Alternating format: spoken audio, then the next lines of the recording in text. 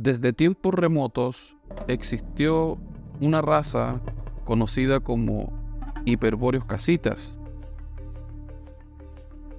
Esta raza, procedente del Cáucaso, portaba una piedra misteriosa procedente de Venus y junto al estandarte del águila leontocéfala. El águila con cabeza de león y alas desplegadas aprisionaba entre sus garras dos moruecos que eran el símbolo del Elohim Yahweh.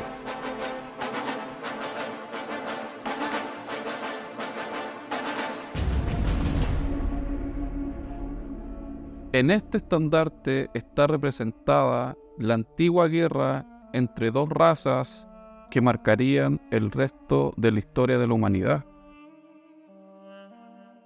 En aquel tiempo, muchos adoraban a Yahweh por esos lugares cerca de Mesopotamia.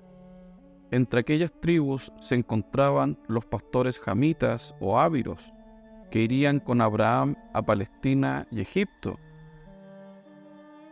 El estandarte hiperbóreo sería llevado luego, miles de años más tarde, por otros pueblos, también oriundos del Cáucaso, esta vez de raza germánica.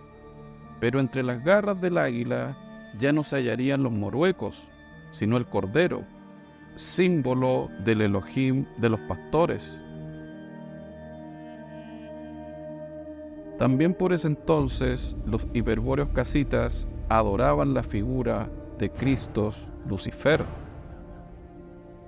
Estas tribus venían siguiendo los dictados de su dios arquero Cus, padre de Nimrod, quien había hecho pacto con sus iniciados a fin de que dicho pueblo participara en la guerra esencial.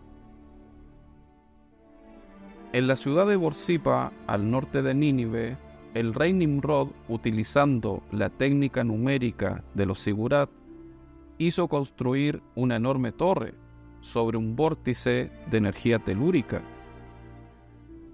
He aquí lo que se pretendía: atacar la morada de Yahweh. Este propósito, que puede parecer hoy producto de una desenfrenada fantasía, es sin embargo perfectamente posible, y la prueba de ello está en el éxito obtenido por Nimrod cuando su grupo de guerreros arqueros hizo blanco y derribó a varios de los vigilantes inmortales. En la antigüedad, cuando la influencia de la Guerra Santa no era tan importante y en algunos remanentes atlantes todavía se conservaban los recuerdos de la sabiduría hiperbórea y de la guerra contra Yahweh, la tarea de fundar pueblos y ciudades exigía el concurso de iniciados especialmente dotados. Lo mismo para la elevación de ídolos o efigies sagradas, cuya utilidad, que no era la mera adoración, hoy se ha olvidado. El elemento más importante que se tomaba en cuenta para tales fundaciones era la ubicación de las corrientes de energía telúrica. En segundo lugar, figuraban las coordenadas astrológicas a las que, sin embargo, la ceguera de los hombres suele otorgar preeminencia en algunas épocas.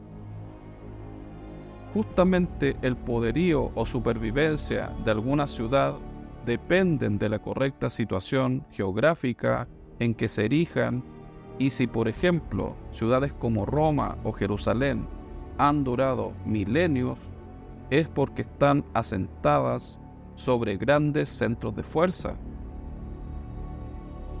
Hace miles de años, los encargados de precisar el lugar de emplazamiento de una ciudad eran llamados cainitas, iniciados sacrificadores que conocían la magia de la sangre derramada.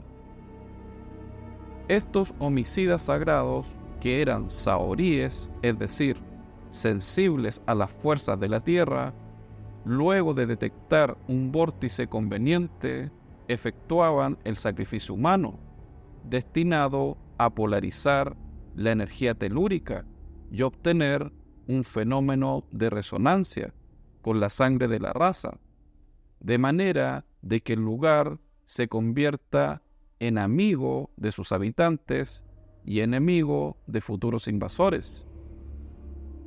De tales asesinatos rituales con fines de fundación, recordamos por ejemplo a Rómulo, que para asegurar la inviolabilidad de las murallas de Roma, debió ejecutar a su gemelo Remo. Desde el punto de vista de este linaje, se consideraba al creador de los cielos y de la tierra un opresor, un tirano que había puesto un yugo sobre ellos, la materia, y para poder liberarse de ella dependían directamente de las condiciones esotéricas hiperbóreas de sus iniciados. Si hay hombres despiertos suficientemente capaces de localizar las corrientes y vórtices de energía telúrica y no desprecian el combate que inevitablemente trae aparejado esta toma de posición, entonces la raza va en camino de la mutación. Se ha convertido en un círculo cerrado, hiperbóreo.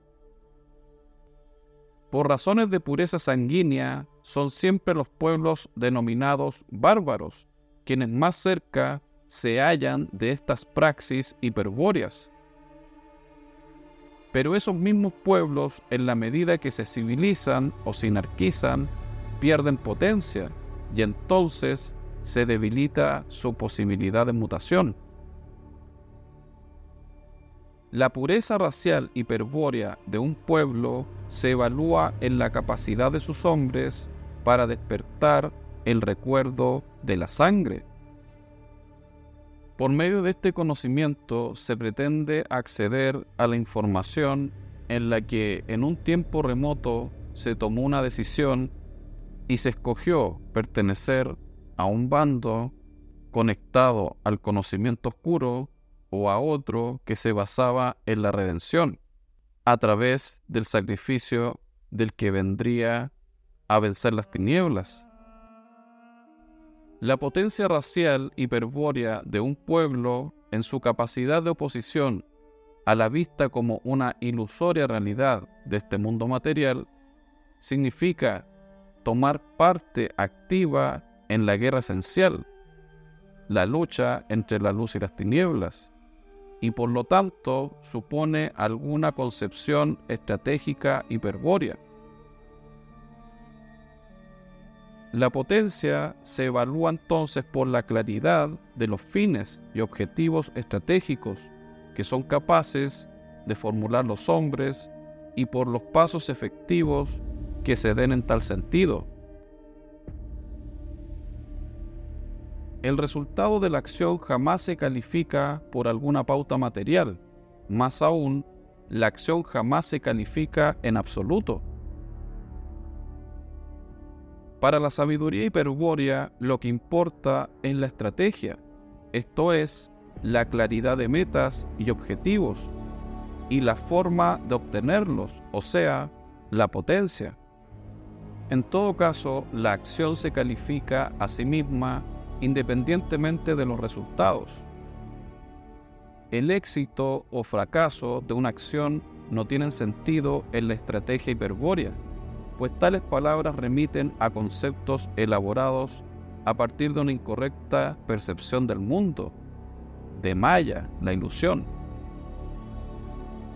Puede ilustrar esto una antigua sentencia hiperbórea que dice: para los guerreros sabios, toda guerra perdida en la tierra es una guerra ganada en otros cielos. En general, un pueblo potente es aquel que, habiendo identificado al enemigo, en este caso el creador de los cielos y de la tierra, Yahweh, pasa acto seguido a la acción de guerra en el marco de una estrategia hiperbórea. Y en particular, que un pueblo de gran potencia es aquel capaz de atravesar el umbral y trasladar el teatro de operaciones al plano de los inmortales, es decir, abrir un portal entre el cielo y la tierra. Existen muchas maneras para poder atravesar este umbral. Para la sabiduría hiperbórea y sus iniciados, la misericordia, el perdón y todas las ordenanzas dadas por Yahweh para el plan de redención por medio del sacrificio del Mesías no tenían sentido, eran ridículas. Por lo tanto, debieron buscar otras maneras de volver a su estado de exaltación, que no requiere, ante los ojos de ellos, humillaciones ni promesas, y que no implica la total confusión sanguínea del hombre. Esta forma es la que consiste en plantarse orgullosamente, soberbiamente, con las armas en la mano, es decir, declararle la guerra a Yahweh, y si fuera posible, destruirlo. Este linaje, por medio de esta sabiduría, descubrió aquel umbral para poder acceder al cielo, es decir, la entrada hacia el otro plano, en el que mora Yahweh y sus ángeles. Justamente fue esto lo que pasó en la Torre de Babel, en los tiempos de Nimrod. Esta puerta puede ser fijada y abierta si se posee una técnica apropiada. La sabiduría hiperbórea enseña a abrir puertas inducidas para su uso en tácticas ofensivas de 7 maneras diferentes. Una de estas es utilizando la tecnología lítica, otra es rúnica y una tercera aprovecha las energías telúricas. Una cuarta es fonética. Y todas estas se basan en la distorsión del espacio, en la intersección de planos y en el dominio del tiempo. Abierta la puerta por cualquier sistema, debe procederse con energía y decisión a causar el mayor número posible de bajas al enemigo. Los casitas habían pactado con su dios arquero, Cus, para participar en esta contienda esencial. Eran guerreros temibles, perfectamente capaces de hacer frente a bestias, hombres o demonios. Peregrinaron durante años hasta que los iniciados cainitas decidieron que la serpiente de fuego más poderosa, esto es, el vórtice de energía telúrica, se hallaba dentro de los límites de la ciudad de Borsipa, que ya existía y estaba habitada por una tribu de pastores sabiros. Ello no representó ninguna dificultad para un pueblo decidido a enfrentar al Creador de los cielos y de la tierra. En breve tiempo, los casitas dominaban la plaza y sus iniciados cainitas realizaban los rituales necesarios para calmar a la serpiente de fuego. Inmediatamente después pusieron en práctica una estrategia adecuada para la inminente ofensiva. De ella debemos destacar 2 tareas que demuestran la capacidad de los iniciados cainitas. La primera consistió en entrenar a una élite capaz de resistir a la poderosa magia que los vigilantes emplearían al abrirse la puerta del infierno. Esta élite hiperbórea tendría la sagrada misión de exterminar a los vigilantes, faena alucinante en la que seguramente perderían la vida o la razón. La otra tarea era quizá la más simple de ejecutar, pero la que requeriría mayor destreza en el manejo de la sabiduría hiperbórea, esto es, construir la torre mágica, también conocida como la Torre de Babel, que merced a la armonía de sus exactas dimensiones, su forma y su funcionalidad, canalice la energía telúrica, dispersándola en torno al ojo de la espiral de energía. En la arquitectura de templos, lo más importante desde el punto de vista de la funcionalidad ritual es el plano de la base, su símbolo. Los más utilizados son la base circular, en cruz u octagonal, aunque también se han construido con base rectangular, pentagonal, hexagonal, etc. Pero en la arquitectura hiperbórea de guerra suelen construirse edificios semejantes a fortalezas, cuyo plano de la base casi siempre es un laberinto. Debe utilizarse tal figura debido a exigencias técnicas de la canalización de energías telúricas, y la aplicación de la técnica de los laberintos es otra de las 7 maneras de abrir puertas inducidas, y esto requiere la participación de hombres entrenados. El plan de guerra de Nimrod constaba entonces de 3 pasos. El primero era abrir la puerta al plano también conocido como Chang Chambalá. Segundo, acceder al famoso umbral de la iniciación. Y el tercero, simplemente atacar con todas sus fuerzas. Para complementar esta colosal estrategia, se contaban una serie de detalles logísticos, como por ejemplo, la elección de las armas o la posibilidad de emplear las antiquísimas corazas mágicas de la Atlántida. Con respecto a las armas, los iniciados cainitas decidieron que los guerreros emplearían flechas construidas según una antigua fórmula. Las plumas serían de ibis, las varas de acacia del Cáucaso y las puntas de piedra serían pequeñas estaláctitas perfectamente cónicas recogidas de unas cavernas profundas y misteriosas que una tradición chamán afirma se conecta con el reino hiperbóreo de Agartha. En cuanto a las corazas mágicas, es fácil figurarse hoy, a la luz de la moderna tecnología electrónica, cómo sería un campo electrostático, precipitador de materia, envolvente de todo el cuerpo. Sin embargo, esta coraza electrónica, llamada mágica en la época de Nimrod, era una defensa común en los días de la Atlántida. Los iniciados cainitas solo lograron dotar por algunas horas de tal campo protector al rey Nimrod y a su general Ninurta, pues nadie más en el pueblo contaba con las condiciones de pureza necesarias para aplicar la antiquísima técnica, por lo que la pureza de la sangre estaba también conectada al tipo de tecnología que se podía utilizar. Solo estos 2 guerreros pudieron contar con este tipo de tecnología por la pureza de su sangre. Sin embargo, en la Atlántida se contaba con ejércitos enteros que empleaban el abrigo de metal. Esta técnica sufrió una lenta degradación hasta desaparecer completamente debido a la confusión sanguínea. En un principio, cuando los dioses, los poderosos, vinieron a la tierra, revistieron su cuerpo físico con una coraza de fuego. Luego, en la lejana Lemuria, los iniciados, reyes y guerreros materializaban minerales, por lo que solían llamarse hombres de piedra.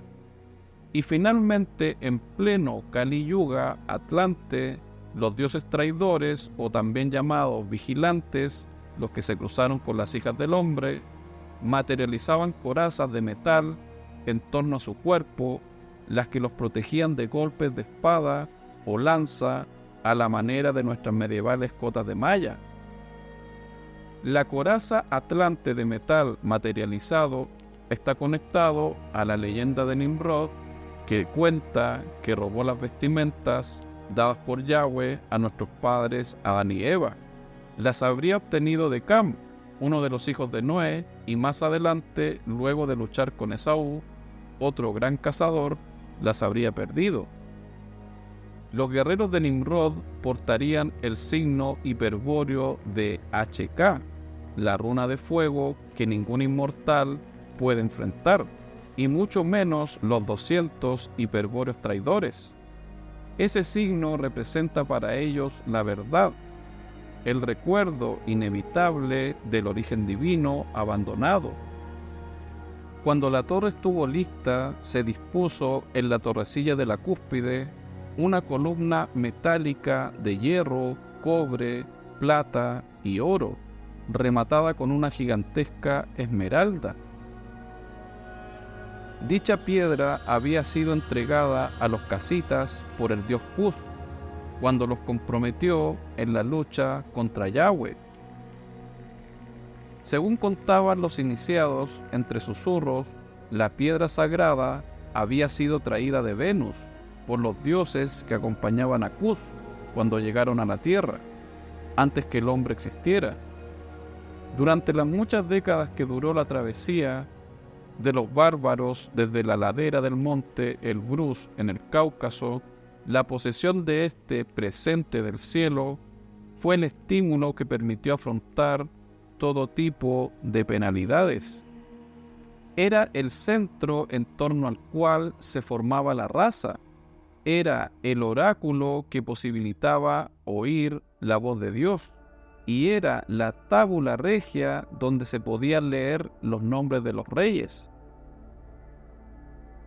Fue también el signo primordial ante el cual los vigilantes retrocederían aterrados y contra el cual ninguna potencia tenía poder. Por su intermedio se abriría en el cielo esa puerta y podría entablarse el combate sin tregua contra aquellos que desde la sabiduría hiperbórea se consideraban que habían sido encadenados el espíritu eterno a la materia. Finalizada la construcción del Sigurat, se enviaron mensajeros a las restantes ciudades y aldeas casitas, pues su reino incluía a Nínive y otras urbes menores, así como numerosos campamentos septentrionales que llegaban hasta el lago Van e incluso alcanzaban las laderas del Ararat. Miles de embajadores fueron llegando a Borsippa para apreciar la torre de Nimrod y rendir homenaje a Ishtar, la diosa de Venus, y a Cus, su dios racial, esposo de Ishtar. También llegaron del sur de Babilonia, a la que acababan de conquistar, un pequeño número de sus primos hititas, con quienes los casitas partieron juntos muchas décadas atrás desde el Cáucaso.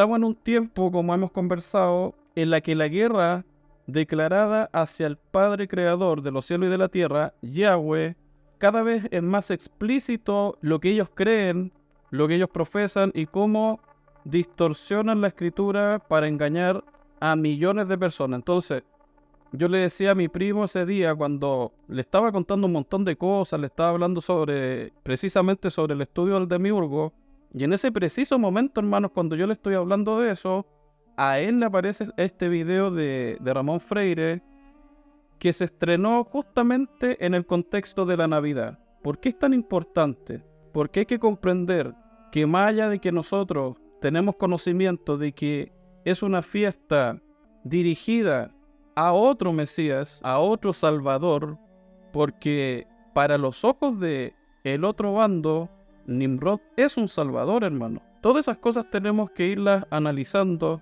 pero ¿de dónde nace esto? A continuación yo voy a hacer una breve introducción que se basa en cómo Satanás desde el principio engañó a los seres espirituales y cómo esa misma guerra que pasó en otro tiempo la estamos viviendo a nivel terrenal hoy día.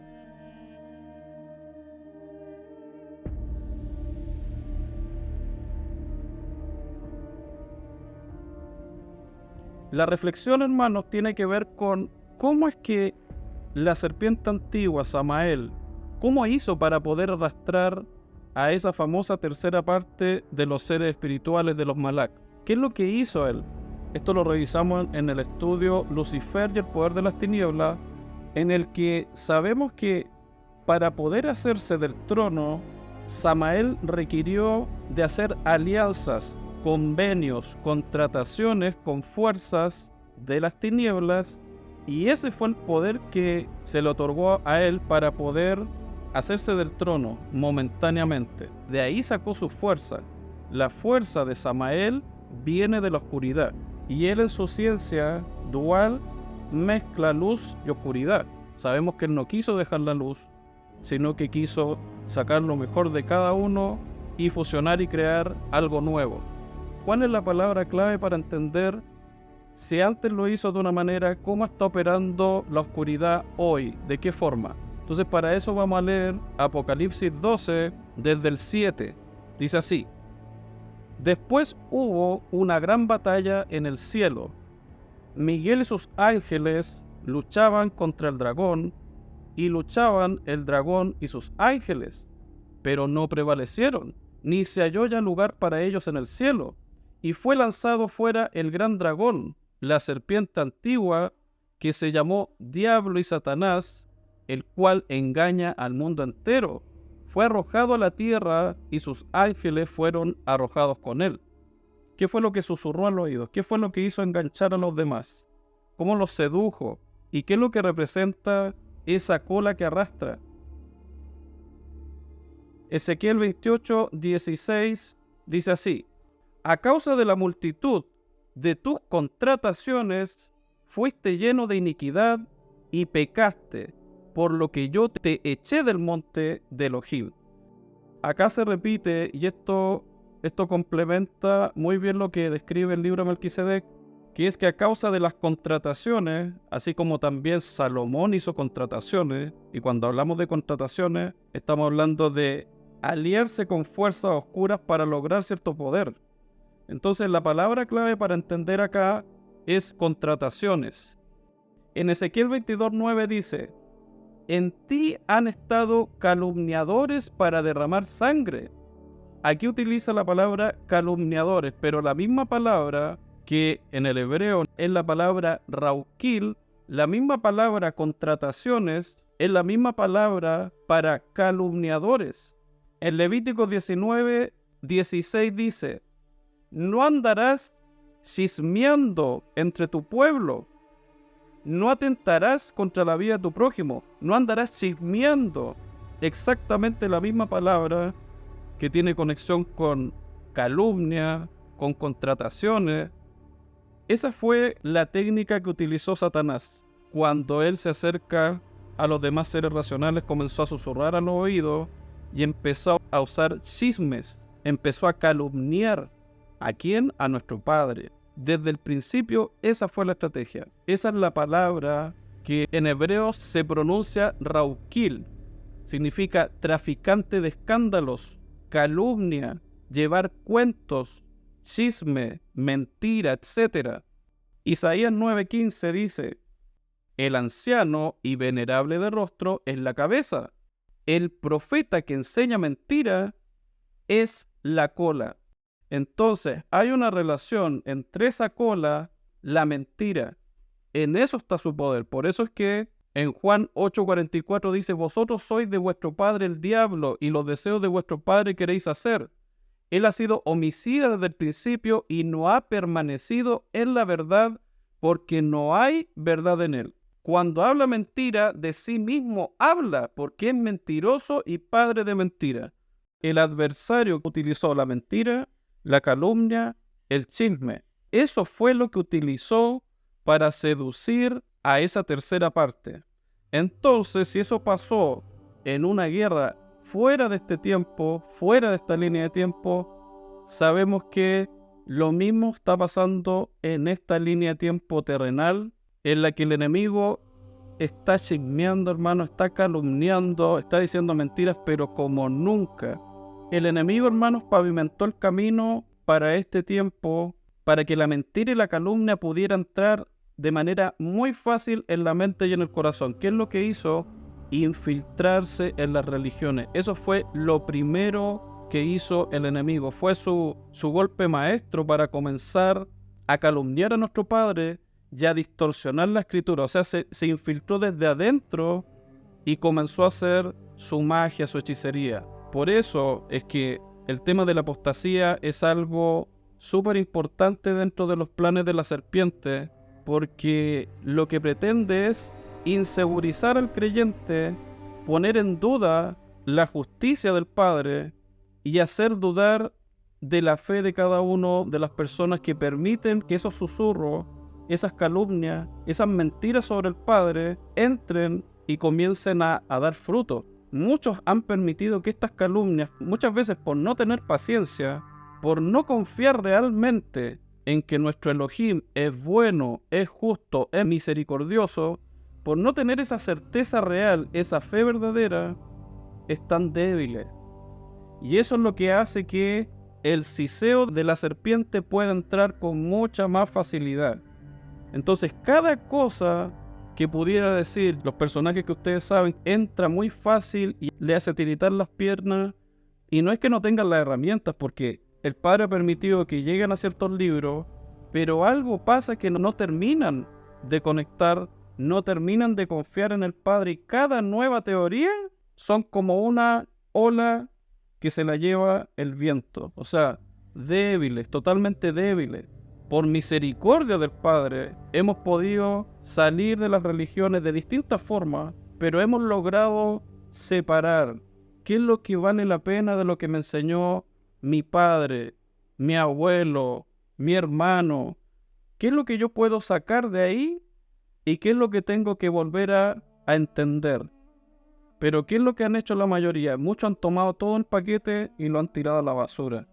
Entonces, ese fue el primer golpe maestro de Samael. Y de ahí en adelante, entonces, los que han resistido todos esos golpes, por misericordia del Padre, hemos podido resistir todas esas calumnias, esas acusaciones, ha sido porque hemos aprendido a confiar en Él, sin cuestionar sus decisiones por más difíciles que hayan sido en el pasado. Cuando a nosotros nos cuesta entender algo, el primer paso no debe ser el ponerse a dudar, a cuestionar las decisiones de nuestro Padre difíciles que tomó en los tiempos antiguos, sino más bien, como lo hizo Abraham, como lo hizo Moshe, como lo hicieron los antiguos, como lo hizo Noé, confiar en su decisión y en su momento, si hay algo que no te queda claro, el Padre, premiando tu fe, tu confianza en Él, te lo va a responder. Tarde o temprano te lo va a responder, te va a poner los textos, te va a poner todas las pruebas, te va a poner una película.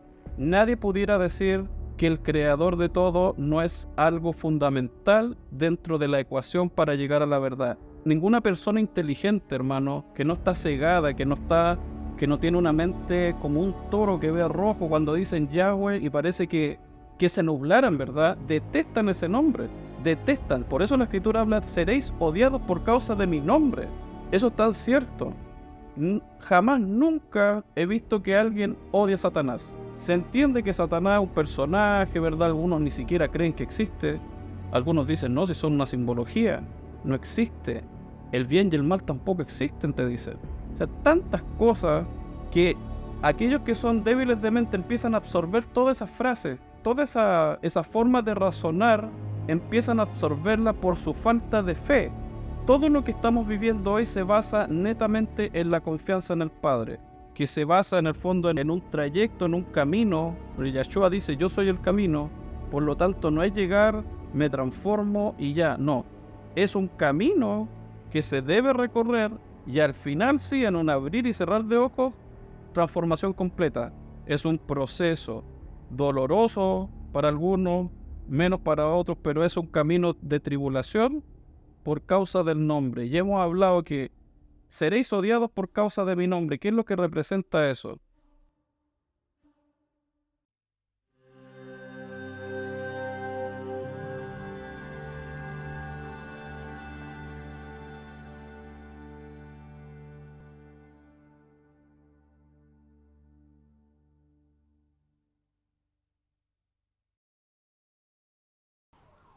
Hola, ¿cómo están? Buenas tardes.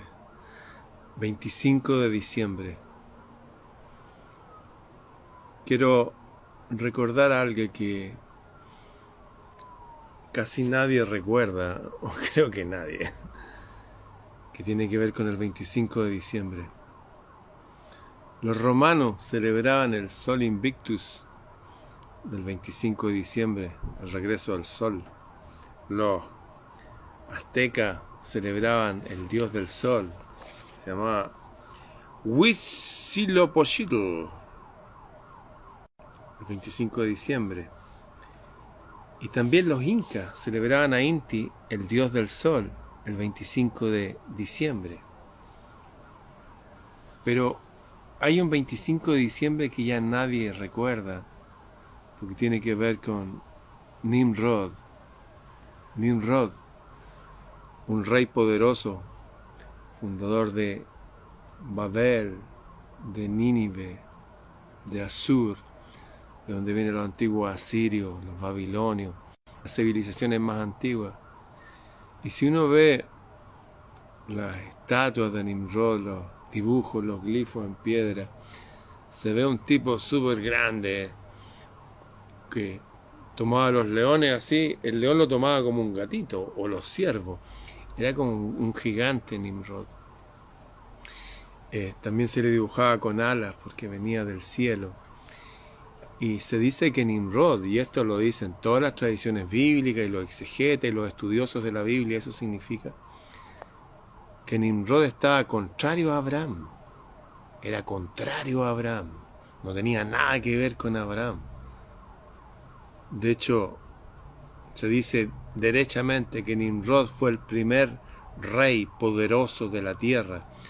También se le conoce como patrono de las artes y de la música y de la ciencia, pero se le reconoce ahí como poderoso rey cazador, contrario a Jehová. Estaba en contra de Jehová. Y también se habla que era contrario a Abraham. Bueno, curiosamente, cuando Jesús, que se dice que nació este 25 de diciembre, se enfrentó a los sacerdotes del templo que le decía, oye, somos hijos de Abraham. Y decía, ¿qué hijos de Abraham? Ustedes son hijos del demonio, del diablo, de la serpiente. Hay algo también con Jesús ahí, Nimrod. De hecho, se le dice que Nimrod era contrario a Jehová. Jesús jamás mencionó a Jehová y de hecho habló de que el Dios de este mundo, el Dios de la religión y todo, era realmente un impostor y un engañador. Bueno, Nimrod fue el primero en ser contrario a Jehová y ser contrario a Abraham. Y él tuvo una mujer que se llamaba Semiramis, que era una diosa. Y desde esa época, estamos hablando hace 5000 años atrás, se veía esa trinidad de Nimrod, este rey, patrono de las artes, patrono de la ciencia, un rey sabio. con Semiramis, una mujer que era considerada una mujer divina, una mujer bellísima, y con un hijito en brazos. Ese hijito, ¿saben cómo se llama? El hijo de Nimrod y Semiramis. ¿Alguien sabe? Si alguien sabe, le voy a enviar un regalo inmediatamente. ¿Alguien sabe? Bueno, nadie sabe. Se llamaba Tamuz. Tamuz nació el 25 de diciembre. Y su madre, Semiramis, dijo que era la encarnación de su padre, que era el rey Nimrod. Nimrod con I o Nemrod con E también lo conocían. Curiosamente, la madre dijo, este hijo que traigo sigue el mismo espíritu de su padre. Nimrod entonces fue un rey sabio, el primer rey sabio y un rey súper fuerte, era un rey cazador también. En la Biblia se reconoce como un rey que estaba en contra de Jehová y que era, bueno, una de las personas más poderosas de la época. Él tuvo un hijo, Tamuz. Tamuz nació el 25 de diciembre también. El 25 de diciembre se celebraba el Sol Invictus por los romanos, el dios del sol por los aztecas, el dios del sol por los incas. Curiosamente, pueblos que fueron arrasados por estos servidores del Dios del Antiguo Testamento, que se decían que eran cristianos, pero en realidad actuaban con la misma locura e insanía con las cuales ahora arrasan a los palestinos, por ejemplo. Sin límite. Que sirven a un Dios de la guerra, un Dios demonio, un diablo, un engañador. Bueno, el primero en denunciar a este Dios falso, mucho antes que existiera Jesús, fue Nimrod, el rey semidios Nimrod, fundador de Babel, fundador de Asur, fundador de Nínive, esposo de Semiramis, también como la mujer diosa virgen, madre de Tamuz. Eso les cuento como detalle, porque en los últimos milenios, el otro que fue poderoso y se enfrentó también a esta divinidad falsa fue Jesús, que también nació el 25 de diciembre, según la tradición, sabemos que no nació ese día, pero quiero dejar en claro eso, que a través de la historia han habido hombres poderosos, hombres solares, que se enfrentaron al Dios de este mundo y lo denunciaron. El primero se llamó Nimrod, lo siguió su hijo Tamuz, que se dice que nació el 25 de diciembre, y hubieron varios otros, pero Jesús, la principal obra que hizo, no fue hablar de la paz y del amor y párense y siéntense como es la iglesia, no. Denunció que hay un Dios loco, un Dios demonio, que está aquí, hasta el día de hoy, bien vivito y coleando. Y tiene sus pueblos elegidos, tiene sus sacerdocios, tiene sus libros sagrados, pero en realidad es un engañador, es un demonio. ¿Ya? Curiosamente hay una relación entre los que los denunciaron y el 25 de diciembre, el día del sol. Bien, eso, queridos amigos. Obviamente nadie sabe cuándo nació Jesús, pues no nació un 25 de diciembre, porque no. Pero se conmemora ese día porque era la fecha sagrada en que se conmemoraban todos estos seres poderosos, llámenlos semidioses o como quieran, o hijos del cielo, que denunciaron esta cárcel de seres humanos dirigido por un demonio. Llámense Jehová, llámense los hijos de Abraham, llámense como quieran. Pero fueron denunciados. Les recuerdo, Jesús, cuando se enfrentó a los sacerdotes, le dijeron, oye, somos los hijos de Abraham. Dijo, ¿qué hijos de Abraham? Aquí ustedes son hijos del demonio, del engañador, del diablo, de Satanás. Esas fueron las palabras que usó Jesús. Y 3000 años antes que Jesús, Tamuz lo había denunciado, y un poco antes su padre, su padre vivió varios siglos. De hecho era hijo de bueno, también de los descendientes de Noé, sino son nombres raros, tampoco extraños para nuestra cultura. Siempre los que se relacionaron con el sol, con el 25 de diciembre, fueron los que denunciaron la falsedad del Dios de este mundo, de sus religiones y todo lo que viene a partir de ahí, sus sistemas de política, de economía. Les recuerdo que Jesús se enfrentó a los economistas de la época con un látigo, a los banqueros, a los que prestaban con interés, a los usureros, se enfrentó en el templo, él solo contra 5.000, con un látigo. Así que en este día 25, que se conmemora por convención, no por historia, el nacimiento de Jesús, conmemoramos el nacimiento de un hombre que se enfrentó y dijo que el Jehová del Antiguo Testamento no tiene nada que ver con el Padre de él, ni con el Creador, ni con nada de eso. Tiene mucho más que ver con Satanás, con el demonio, con estos dioses antiguos que ya en la época de Nimrod querían como meterse en la sociedad para hacer estragos, mentir, robar, matar. Hacían ritos extraños con los niños. Les recuerdo que el rey Nimrod entonces fue el primer rey sabio, patrono de las artes, de la música, de la ciencia, constructor de las grandes ciudades de la antigüedad, y que se enfrentó a este demonio y todo su sacerdocio. Aquí hay como dos razas peleando. Los llaman los hijos de la luz, los más cercanos al sol, la luz, el sol, por antonomasia, y los hijos de las tinieblas, los que andan ocultos, los que andan engañando, los que inventan cuestiones, de hecho se visten, con ropas de sacerdocio y qué sé yo. ¿Les quedó claro entonces? 25 de diciembre se celebraban todos los nacimientos de los dioses o semidioses solares, los que traen la luz, los que muestran la mentira en este mundo. Por eso el 25 de diciembre se repite la fecha en tantos y tantos. Se dice que Buda también, se dice también que Atis de Frigia, que un montón. Bueno, y Buda vino a decir, oye, los seres humanos no son basuras, son iluminados igual que yo. El primero que se sepa en denunciar esto fue Nimrod. Recuérdenlo siempre, Nimrod, el primer rey poderoso de la tierra, contrario a Jehová, contrario a Abraham, y su hijo, Tamuz, y su mujer, Semiramis. De ahí salía el Padre, la Madre y el Hijo, la Trinidad real, como Isis, Osiris y su hijo, Horus. Siempre eran papá, mamá e hijo. Y vinieron estos dioses raros y dijeron, no, Padre, un Espíritu Santo, una cosa rara, algo medio gay parece, no sé, y su hijo. Sacaron a la mujer, la demonizaron, porque al demonizar a la mujer, demonizan el fruto de la mujer, o sea, a todos nosotros.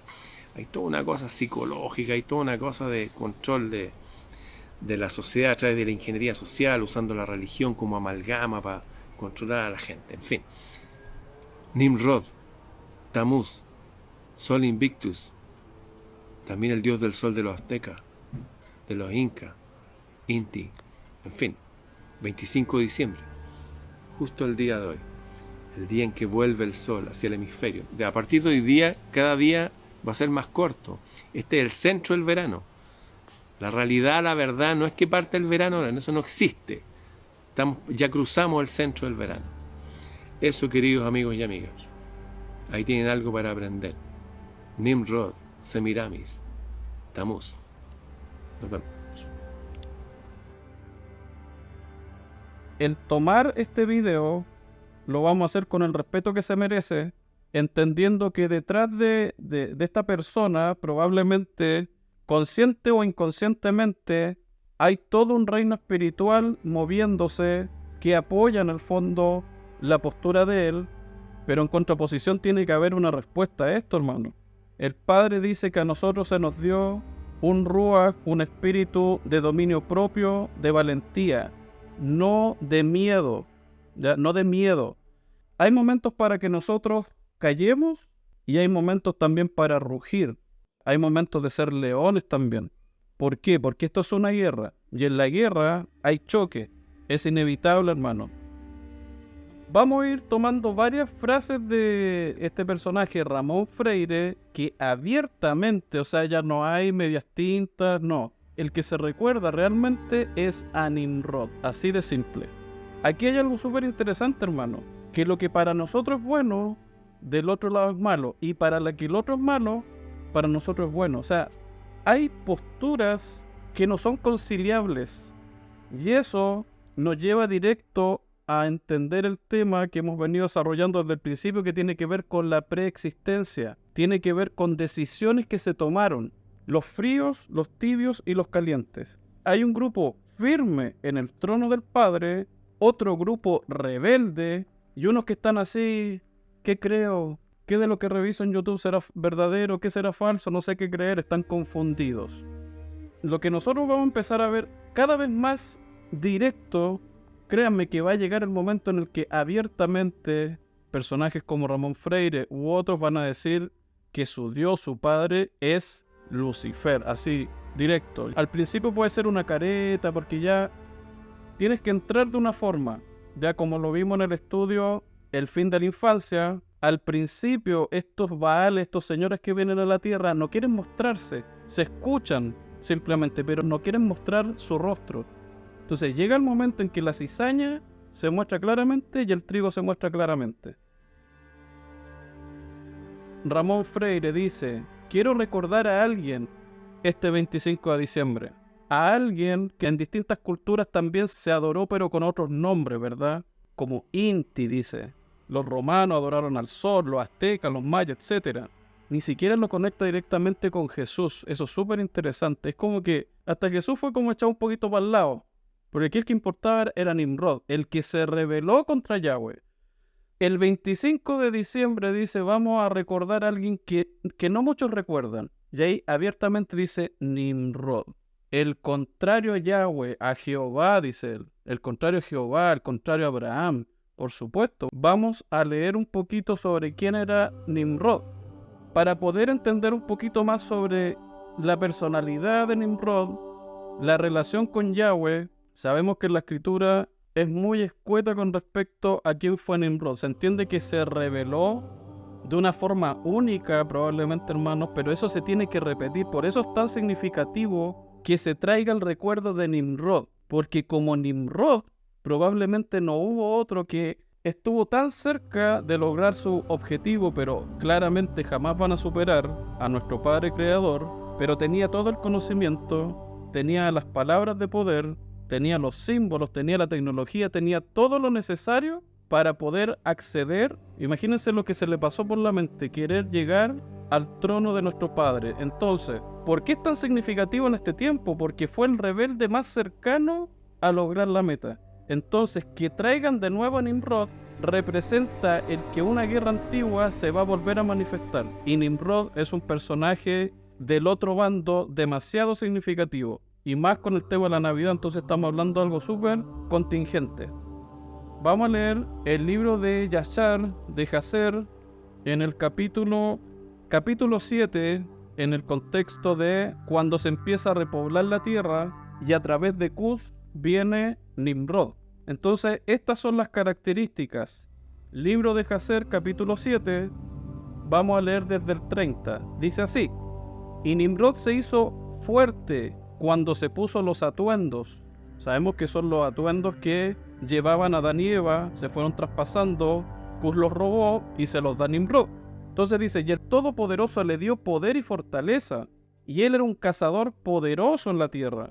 Sí, él era un cazador poderoso en el campo, y él cazaba los animales y edificaba altares, y ofrecía sobre ellos los animales delante de Yahweh. Esto es importante.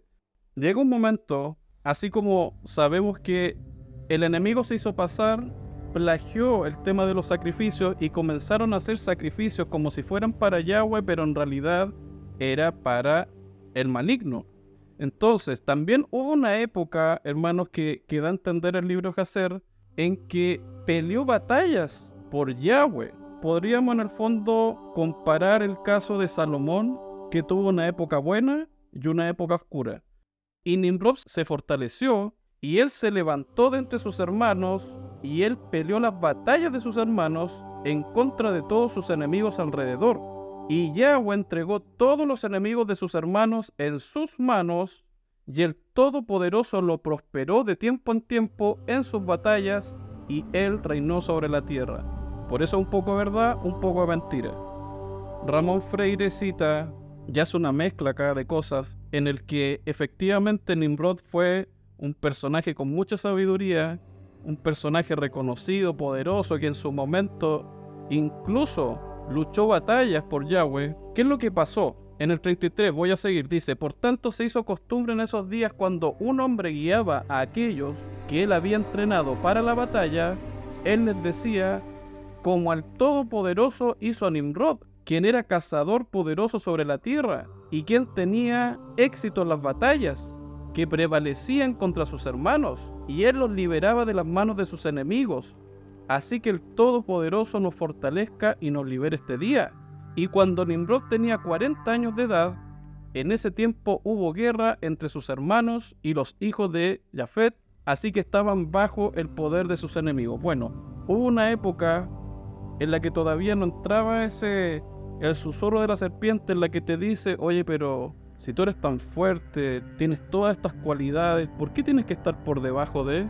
Exactamente lo mismo que le pasó a Samael, a Salomón. El ser humano cuando se ve tan poderoso, tan majestuoso, hay un texto que describe, lo vamos a citar después, Nimrod fue un prototipo de Samael también. Tuvo una época en la que caminó con Yahweh y otra en la que empezó a exaltarse a sí mismo, lo que le pasó a Salomón, Nabucodonosor, todos los ejemplos. Ya cuando se ven a ellos tan gloriosos en sus tronos, con todo su poder, el ser humano, el hombre, no puede evitar en el fondo vanagloriarse. Y eso fue lo que le pasó a Nimrod. Más adelante, en el 46 dice, y toda la tierra era de una lengua y palabras de unión, pero Nimrod no fue por las sendas de Yahweh, así como Salomón se extravió de las sendas de Yahweh. Y él era más perverso que todos los hombres que fueron antes que él, desde los días de la inundación hasta esos días. Estuvo un tiempo, caminó de la mano de Yahweh, pero luego se rebeló y llegó a ser el más perverso de su generación. Y miren lo que hizo, para los que van haciendo las conexiones. En el 47, escuchen esto, dice, y él hizo imágenes de Elohim, así como ahora se hacen imágenes de ese ídolo inventado, ¿verdad? Lo mismo hicieron en los tiempos antiguos, crearon imágenes de Elohim de madera y de piedra, imagínense la abominación. Y él se inclinó a ellas y él se rebeló contra Yahweh y enseñó a sus súbditos y a la gente de la tierra sus sendas perversas. Y Marduk, o Mardón, su hijo, era aún más perverso que su padre. Eso es más o menos un resumen bien acotado de lo que fue la vida de Nimrod, un personaje que se destacó por su sabiduría, por su fuerza. Tiene que haber sido majestuoso, lo veían como un dios. Y al verse a sí mismo en su reflejo, se creyó Elohim. Ya lo mismo que le pasó a todos los que hemos nombrado. En el 48 dice, y todos los que oían de los actos de Marduk, el hijo de Nimrod, decían referente a él, del perverso sale perversidad. Por lo tanto, se hizo un proverbio en toda la tierra, diciendo, del perverso sale perversidad, y era corriente en la boca de hombres desde ese tiempo hasta ahora. O sea, llegó a ser tan malo, Nimrod se pervirtió tanto, que se creó este dicho en honor a su nombre. Ahora podemos hacer otro paralelo, y definitivamente Nimrod actúa como una clase de anti-Mashiach que persiguió a los profetas antiguos, y aquí hay algo muy similar a lo que pasó con Herodes cuando intentó matar a Yahshua y mandó a matar a todos los pequeños, ¿verdad? Lo mismo pasó en los tiempos de Abraham, que fue contemporáneo con Nimrod. Cuando hubo una señal en los cielos y los magos de Nimrod vieron la señal, dijeron, van a ser alguien importante. ¿Qué es lo que pasó con Nimrod? Se sabía que venía el linaje de Mashiach, entonces había que cortar la semilla. Entonces cuando vieron la señal, hicieron exactamente lo mismo que después hicieron con Moisés, por ejemplo, perseguirlo. Se repitió la historia y lo mismo pasó con Abraham cuando los magos vieron la señal en el cielo, dijeron, bueno, ¿quién es este niño? Los magos le informan a Nimrod y Nimrod hace lo siguiente, eso está en el capítulo 8, Abraham nacido, Nimrod lo quiere matar. Capítulo 8, el 32 dice, y fue el tercer día que el rey envió a Terach era el padre de Abraham, diciendo, mándame a tu hijo por un precio como yo hablé a ti, y si no lo hicieras, yo enviaré y mataré todo lo que tienes en tu casa, para que no tengas ni siquiera un perro que te quede. Y Terak se apresuró y tomó el hijo de uno de sus sirvientes. Le hizo creer a Nimrod que era Abraham, pero no era Abraham, cual su sirvienta le había dado a luz a él ese día. Y Terak trajo el niño al rey y recibió valor por él. Y el rey tomó al niño de Terak y con todo su poder estrelló su cabeza contra el suelo. Imagínense lo perverso que llegó a ser Nimrod. Y él pensó que había sido Abraham, y esto fue escondido de él desde ese día y fue olvidado por el rey, y fue la voluntad de la providencia de no sufrir la muerte de Abraham. Yahweh fue el que protegió a Abraham, porque obviamente desde Abraham iba a venir la semilla apartada. Entonces era necesario que esto pasara. Entonces cuando uno comprende esto, al final es cosa de perspectiva. La cizaña y el trigo, hermanos, es algo irreconciliable, como lo hablamos al principio. Cada uno tiene su postura, aquí es cosa de decisiones. Desde la postura de ellos hay que entender que el Creador es un tirano que los encerró en este sistema y ellos lo que buscan es liberarse de esta carne. O sea, hasta cierto punto incluso se comparten ciertas cosas con respecto a entender. Por eso es que la gente empatiza tan luego con el, ¿cómo decirlo?, con las frases, con los enunciados. ¿Por qué? Porque ellos hablan de liberarse de la matriz. Ellos hablan de liberarse de todo esto, ¿verdad? El detalle es que cuando ellos comprenden, y así nosotros comprendemos que detrás de todo esto está la esencia del Creador, y ellos quieren volver a ese estado exaltado, porque ahora estamos en un estado en unas vasijas de deshonra, ¿verdad?, que están prontas a ser transformadas. Lo que pasa es que ellos quieren llegar o volver a ser lo que fueron, pero por sus propios méritos y en base a su propio conocimiento. Versus nosotros que entendemos que para volver a casa, para volver a nuestro Padre, debemos seguir en el fondo los lineamientos que el Padre nos dejó a través del simbolismo del Hijo. Y ese es el camino que nosotros tomamos. Ellos detestan lo que representa el Cordero porque en su soberbia ellos no pueden pasar humillación. Para ellos es ridículo. ¿Por qué tendríamos que humillarnos nosotros? Por ejemplo.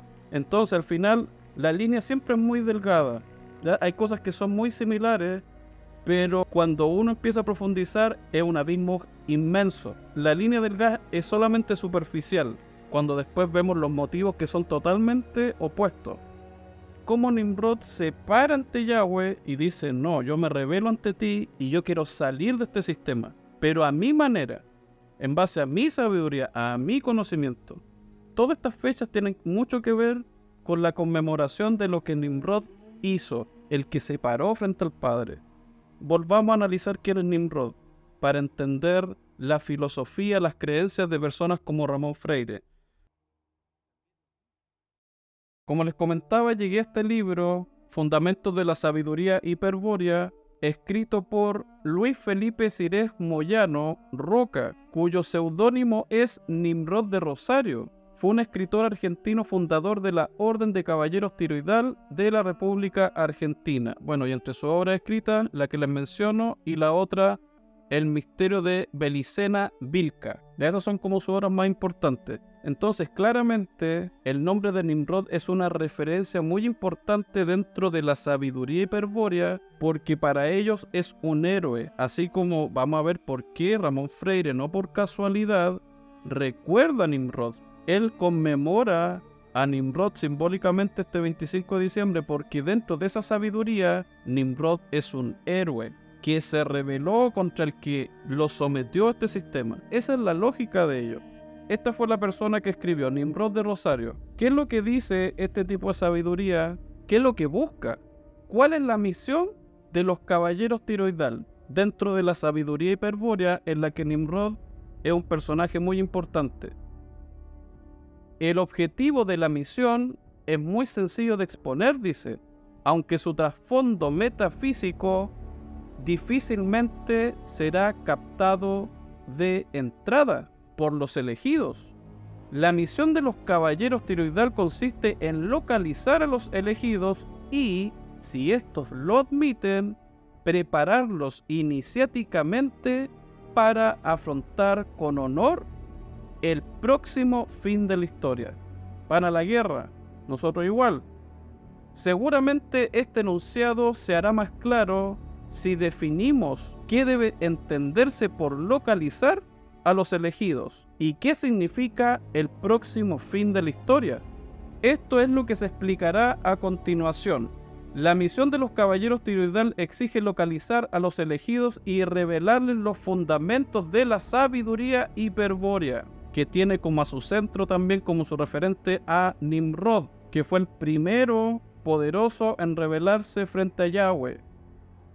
Ante todo, dice, cabe afirmar que los elegidos a que nos referimos son personas cuya inclinación por la sabiduría hiperbórea no proviene de una decisión racional adoptada en el curso de sus vidas o de esta realidad en este plano. El elegido es quien, paradójicamente, eligió luchar contra Jehová, Satanás, Jehová adversario, porque Satanás significa eso, para ellos Jehová es el adversario, contra Jehová, Satanás, para liberar al Espíritu Eterno. Ellos se rebelan y lo que buscan es liberar a ese Espíritu Eterno que ellos así lo llaman, que es el mismo, dice, del encadenamiento material. Pero tal elección, el elegido no la hizo en esta vida, ni en esta tierra, sino en otro plano de existencia, no espacial ni temporal, donde reside el espíritu hiperbóreo encadenado. Sin embargo, aunque la decisión de luchar por la libertad del espíritu esté tomada, cada nueva encarnación causa su olvido parcial. El elegido, al momento de ser localizado por los caballeros tiroidal, está dormido. El primer acto ha de consistir entonces en despertarlos al recuerdo de su propia decisión. Se hace necesario así sostener un diálogo con el elegido dormido para procurar que despierte en él su naturaleza espiritual. Pero este diálogo, para ser eficaz, debe superar todas las vallas culturales que ha montado el enemigo en el interior de su estructura psíquica y dirigirse directamente a la manifestación del espíritu. Naturalmente, un diálogo tal no puede ni intentarse contando solo con una lengua profana. Este libro, tal como se explicará más adelante, tiene por fin enseñar al elegido un método de pensamiento que permitirá comprender el significado metafísico de los conceptos expresados por los caballeros tiroidal. Por eso, dice, previamente a la lectura de este libro, no es posible satisfacer ninguna pregunta del elegido sobre el misterio de la iniciación hiperbórea y la posibilidad de liberación espiritual, y luego de leerlo, ello solo será posible si se lo ha comprendido y aceptado.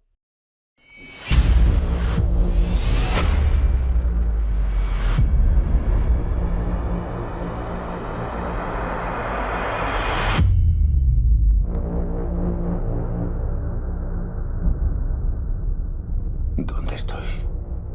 Ayer a las 6 de la tarde fuiste ejecutado y se certificó tu muerte.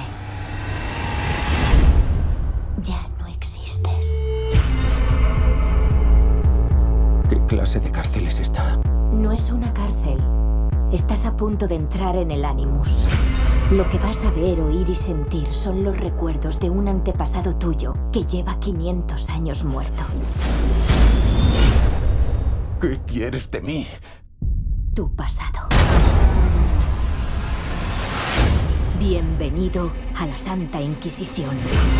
I am a god, even though I'm a man of God. My whole life in the hand of God. So y'all better quit playing with God.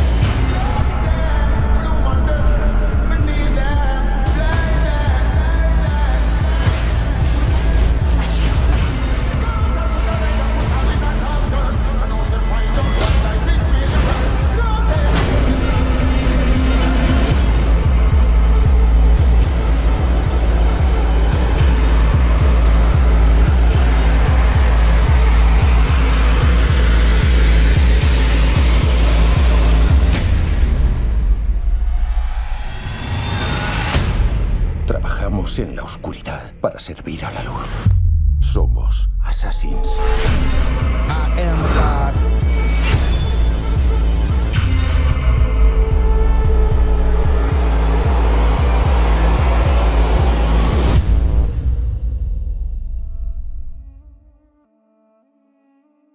Existe una decisión primigenia que en algún momento fuera de este tiempo, como dice la Escritura, el libro de Enoc, por ejemplo, dice: en aquel tiempo erais como Ruajim ante la presencia del Padre, pero ahora sois espíritus caídos. ¿Ya? En otro tiempo fuimos nosotros como luces, Ruajim, ante la presencia del Padre, pero algo nos llevó a caer. Como dice Abraham, tu descendencia será como la arena de esta tierra y como las estrellas que están arriba en el cielo. O sea, hay una conexión entre cielo y tierra. El apócrifo Felipe dice, habla de una realidad, de la realidad que tiene que ver con nuestra primera casa, lo celestial, y la imagen simbólica, esta realidad terrena. O sea, nosotros tenemos una identidad, así como el hijo pródigo también se va a una tierra lejana, ¿verdad? Que es este sistema, pero previo a eso nosotros teníamos otra casa, otro hogar. Ese es el hogar celeste, nuestra genética celeste. Tenemos, como también lo hemos hablado en los estudios, nosotros tenemos doble nacionalidad. La primera es celestial y la otra es consecuencia de nuestras decisiones o a vivir en esta realidad, en la que por lo demás nuestro Padre también tuvo que venir en muestra de humildad, de Ahabá hacia nosotros, y para taparle la boca, de hecho, a todos aquellos blasfemos, chismosos, calumniadores, que jamás iban a imaginar que el Padre iba a despojarse de todo su poder para venir a pasar esta experiencia. Eso es algo de las cosas más grandes que nosotros pudiéramos recordar, la venida de nuestro Padre en carne y su muerte en el madero. Cuando uno entiende que existe una decisión y la sabiduría hiperbórea te lleva a acceder a este pensamiento anterior, recordar cuál fue esa decisión, y estos iniciados se paran frente a Yahweh y le declaran la guerra abiertamente, ya comienzan en el fondo a reunirse y se empiezan a dividir ciertos bandos. Ya ellos le declaran la guerra a Yahweh. Entonces, cuando uno escucha a Ramón Freire, tienen que entender que él simplemente está del otro lado. Ya no hay mucho más que darle vuelta. No se trata ni siquiera de que nosotros tratemos de hacerle ver cosas a él o de ellos a nosotros. ¿Por qué? Porque ellos ya tomaron una decisión, hermano. Y para ellos, nuestro Padre es el tirano. Eso es lo que escogieron. Esa es su visión de las cosas. Y es mucho más profundo cuando se entiende que hay iniciados en esto, hay un linaje que en las mismas banderas nosotros podemos ver quiénes son y han sido siempre los enemigos del Cordero, desde siempre, desde Sumeria, desde ya de esos tiempos, quiénes son los enemigos del Cordero. Se ha ido pasando esta sabiduría de generación en generación, y eso se llama sabiduría hiperbórea. En el nombre de los caballeros tiroidal y en el suyo propio, el autor ofrece un saludo de camarada. Esto lo tienen que conectar directamente con la masonería. La sabiduría hiperbórea viene implícita en las distintas ramas de todos estos grupos. Ese espíritu, esa sabiduría viene ahí. Saludo de camarada, ¿verdad? Así como también lo tienen ellos, es decir, una señal de honor a aquellos que han sido elegidos en dos mundos para recibir los fundamentos de la sabiduría hiperbórea. O sea, este mundo y el plano espiritual antes de ingresar a esta línea de tiempo. Ellos conocen todos los conceptos, tienen la misma sabiduría. Por eso es que nosotros sabemos que el Padre desde un principio está escrito que Él ideó esta realidad pensando en dos mundos. El primero, un mundo perecedero, y el segundo, un mundo incorruptible. Estamos hablando también de lo terrenal, que pasa, y lo espiritual, que es perpetuo, que queda. Entonces, lo mismo que han sido elegidos, dice, en dos mundos para recibir los fundamentos de la sabiduría hiperbórea. A quienes tienen este libro en sus manos y lo han recibido de las nuestras, nada más que darles la bienvenida y desearles suerte en la primera prueba, dice. Su lectura y comprensión. Del éxito de tal prueba dependerán los pasos futuros. La iniciación hiperbórea, el tránsito no espacial ni temporal, sino estratégico hacia el Selvas, hacia el hiperbóreo terrestre, hacia Tul, hacia Garta, hacia el Valhalla, hacia Venus, y aquí también está la conexión, porque hay algo con Venus también. Dentro de la sabiduría hiperbórea existe una piedra, algo que cayó a esta tierra dentro de su mitología, y eso es parte del fundamento de la sabiduría hiperbórea. Venus como simbolismo es muy especial, por eso también en el Islam ellos adoran una piedra negra, ¿verdad? Entonces dice, hacia el origen, hacia hiperbórea original. Escuchen bien, esto es lo que caracteriza a personas como Ramón Freire. Esto es lo que piensan, hermano. Son sus palabras y lo que él expresa. Dice, fuera del demencial universo material creado por el Uno, ellos saben perfectamente quién es el Uno. Shema Israel, Yahweh Eloheinu, Yahweh Echad. Yahweh Uno es. Los egipcios también lo conocieron como el Uno. Como lo decodificamos también en el último estudio del Demiurgo, está escrito el 001. Él es el primero. Él es el número 1. Voy a leer de nuevo, dice, hacia hiperbórea original, fuera del demencial universo material creado por el Uno, hacia la eternidad del Espíritu, cerca del Dios incognoscible y de Cristo Lucifer, el gran jefe de la raza de los espíritus hiperbóreos. A nosotros se nos dio la tarea de pararnos frente a esta mentira, pararnos frente a este engaño. Como Ramón Freire deben haber muchos, pero en él es demasiado evidente y es demasiado abierto ya el lado que él tomó, lo que él profesa. O sea, es muy fácil ya conectar, todo calza con respecto a Ramón Freire y ser un iniciado hiperbóreo que le declaró hace mucho tiempo atrás la guerra a Yahweh. Así como nosotros le declaramos nuestra fidelidad al Padre y que por algún motivo nos desviamos, pero nos arrepentimos y volvimos al trono, ¿verdad? Al lado de nuestro Padre. Todas las cosas cómo empiezan a conectar, el misticismo nace, hermano. Aquí vamos a ver cómo todo se conecta. De esa obsesión por llegar a alcanzar un conocimiento, todo se basaba en esto, para que vean quién es realmente el que lidera esta sabiduría. Nuestra forma de ir a la guerra no es una manera de querer ridiculizar al oponente, sino que nosotros luchamos en honor al trono de nuestro Padre. Ya nosotros estamos en un lado, y cuando se levanta la blasfemia y la calumnia, naturalmente a nosotros por dentro el Ruach HaKodesh empieza a arder, y más cuando son calumnias frente a nuestro Padre. ¿Ya? Entonces, jamás vi de una manera tan evidente una persona que le declare la guerra comprender su doctrina, su pensamiento, que no es más que un sistema filosófico basado en una sabiduría que viene desde Nimrod, hermano. Y durante todo este tiempo han intentado reconstruir ese poder, pero no han podido llegar a ese nivel, salvo lo que vamos a ver ahora. Por eso es que Nimrod, lo que representa lo que fue Nimrod, es muy importante hoy para aquellos que son los detractores del llamado Dios del Antiguo Testamento. Dentro de la sabiduría hiperbórea está el preparar a estos iniciados a acceder a sus recuerdos primigenios de una manera que ni un psicólogo se soñaría. Para poder acceder a esos recuerdos como un laberinto dentro de la mente, logran que ellos mismos puedan recordar aquel momento en el que se pararon enfrente y dijeron: nosotros le declaramos la guerra al Padre. Se rebelaron.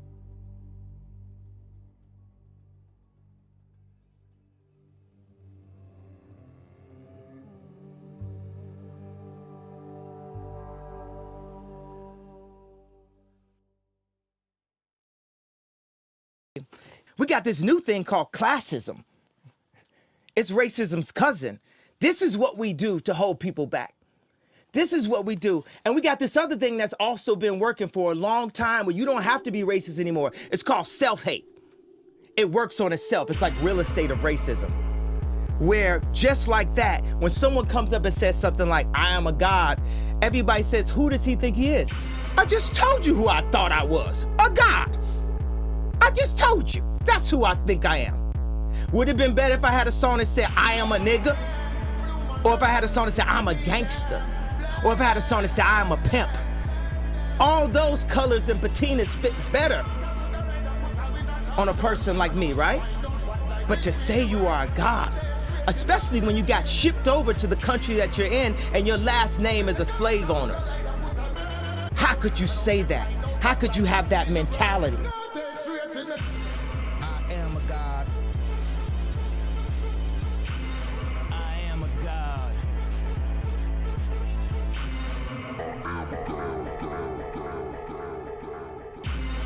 I am a god. Even though I'm a man of God, my whole life in the hand of God. So y'all better quit playing with God. I am a god. So hurry up with my damn massage in a French ass restaurant. Hurry up with my damn croissants. I am a god. I am a god.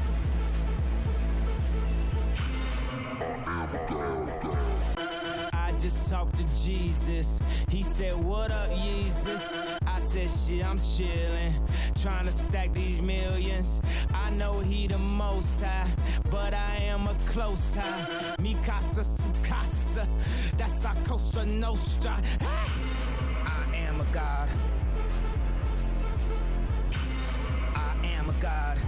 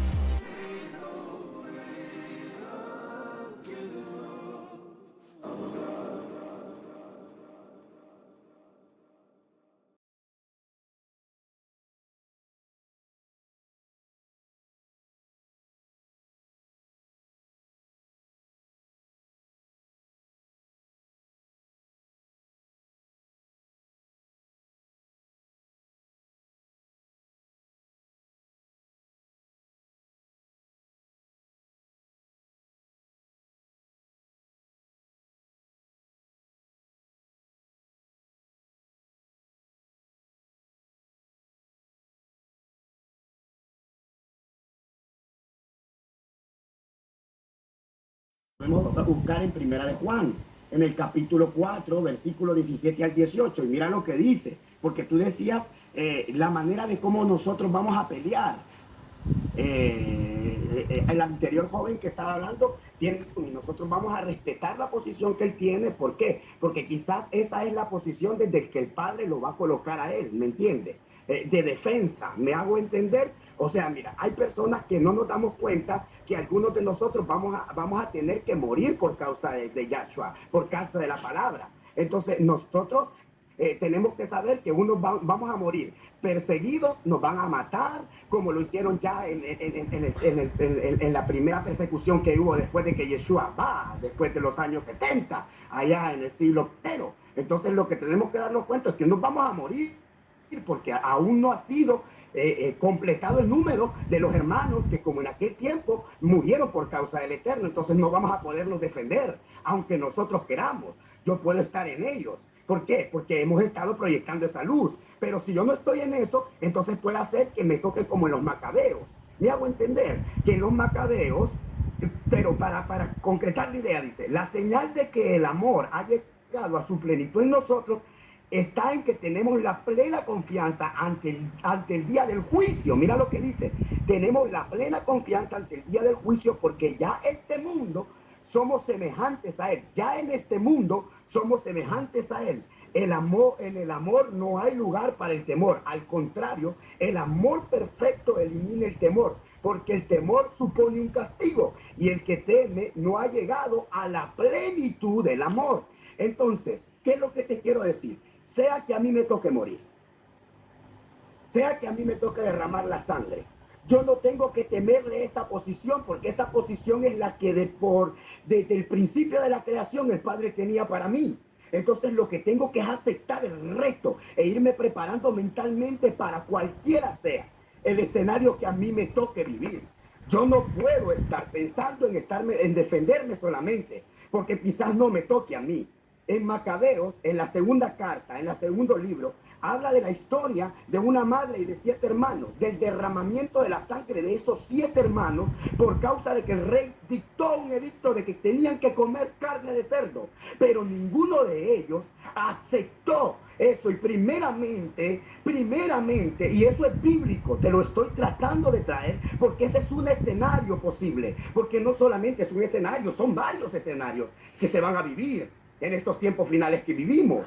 Entonces, el problema es que estos 7 se pudieron haber defendido, quizás sí, pero no se defendieron. Prefirieron dar su vida por causa de la Torá, de la instrucción que Yahweh le había dado a él. Y su madre igual alentó a su último hijo a morir de la misma manera. Esa es una valentía distinta a la valentía de agarrar un palo y venir y golpear al enemigo. Me hago entender. Eso es clave que nosotros tenemos que comprender. Ahora, hay otro escenario.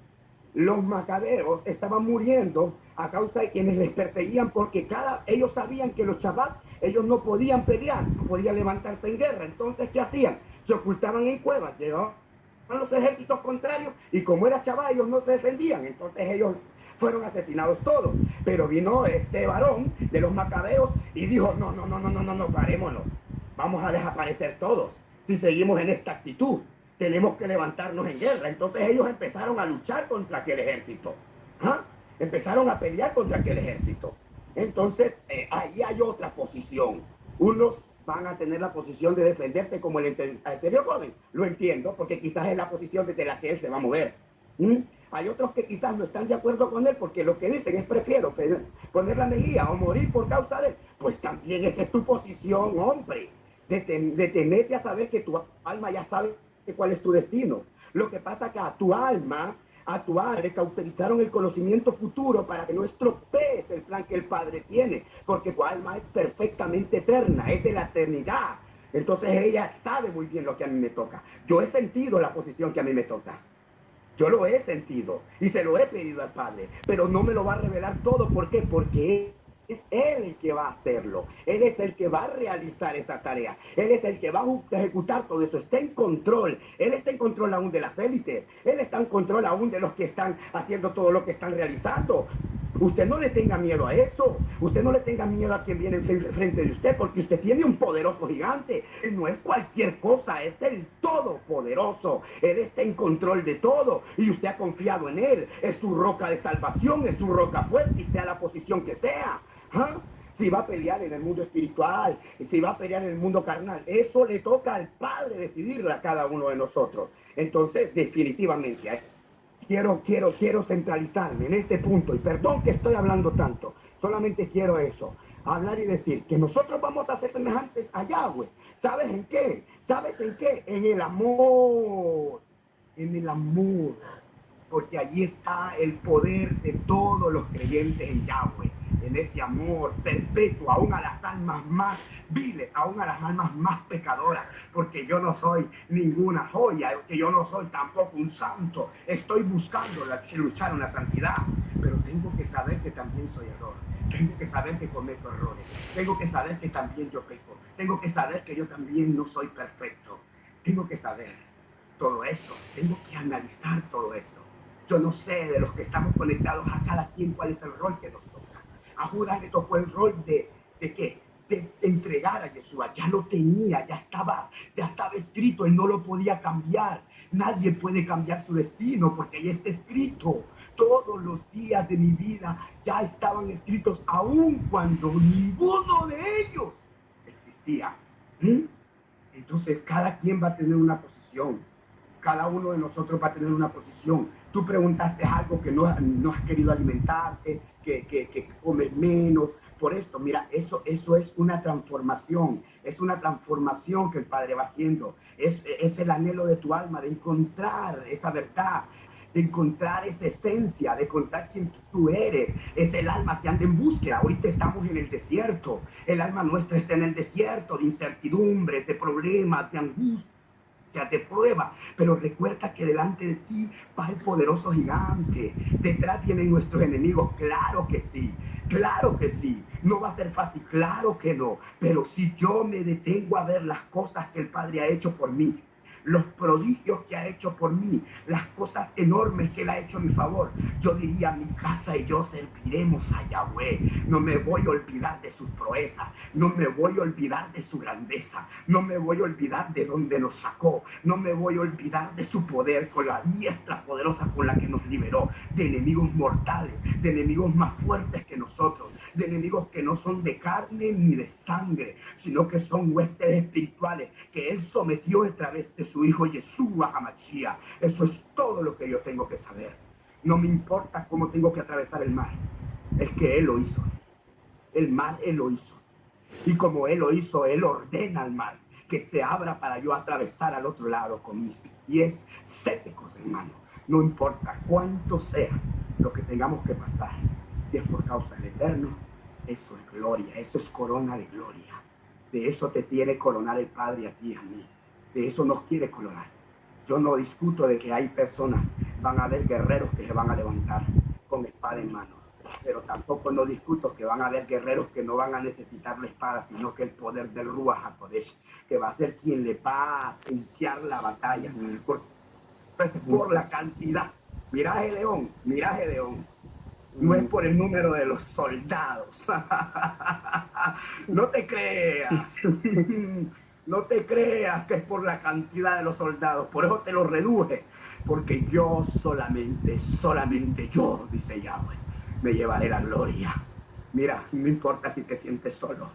No importa si te sientes abandonado, aún por tu familia, aún por los amigos tuyos. No estás solo, no. En grado de medida de que tú vayas encontrando la verdad, te vas a encontrar cada vez más solo en la humanidad, porque no todos van a entender tu llamado, no todos van a comprender quién tú eres. No te importe si te quedes solo, no importa si abandona la familia, si te dicen loco. No, eso es un privilegio, es un privilegio. Siéntete privilegiado de que Yahweh te haya visto a ti y diga: voy a seleccionarte, te voy a apartar. No me metí el veneno porque no es porque yo lo sabía, sino porque algo en mi intuición interior me decía: no lo haga, hijo mío, no lo haga. Yo no sabía absolutamente nada y me detuve, me corrieron del trabajo, no me dejaron entrar, pero no me importó, yo sabía que había algo ahí. Y desde ahí yo considero que el Padre te está apartando, te está seleccionando, te está poniendo en un lugar de privilegio. Debes sentirte honrado que Él, el Todopoderoso, el invisible, el Espíritu que se mueve en los vientos de la tierra, te haya visto con tanta misericordia y te haya apartado de la cizaña. Sigan adelante, no se detengan, no se perturben por nada en el camino, porque vuestra tarea en la tierra va a hacer que determine la diferencia entre quienes están contra nosotros y aquel que está en favor nuestro. Yahweh les bendiga en esta noche. Wow, desde Señor. Honduras, este pequeño país, este chiquito país, a todos ustedes y a las naciones, a los hijos de Israel, José Manuel. a los que un día perdimos nuestra identidad y que fuimos arrastrados a la prostitución, que fuimos arrastrados al destierro por causa de nuestros pecados y los pecados de nuestros padres. Despierta, pueblo de Yahweh. Levántate tú que duermes, levántate del polvo y resiste en Yahweh todos los embates, porque Él es digno y el único digno de la honra, de la alabanza. Yo veo el valle de huesos secos que se está poniendo en pie. Yo veo el valle de huesos secos que se está poniendo en pie, y las élites lo saben y el enemigo lo sabe y está temblando, porque una vez que el Ruach de Yahweh entre en esos huesos secos, hermanos, imparable. El pueblo de Yahweh es imparable. El pueblo de Yahweh es invencible, no por quién es, sino porque quién es ese pueblo. Ese pueblo es aguerrido, ese pueblo no se conforma, ese pueblo pelea por fe, por la confianza en su eterno Mesías, en el Mashiach Ben David, que pronto vendrá por nosotros. Yahweh les bendiga en esta noche y les dé fuerza y fortaleza para continuar hasta el final de esta batalla, porque este es quien permanezca hasta el fin. Amén y amén.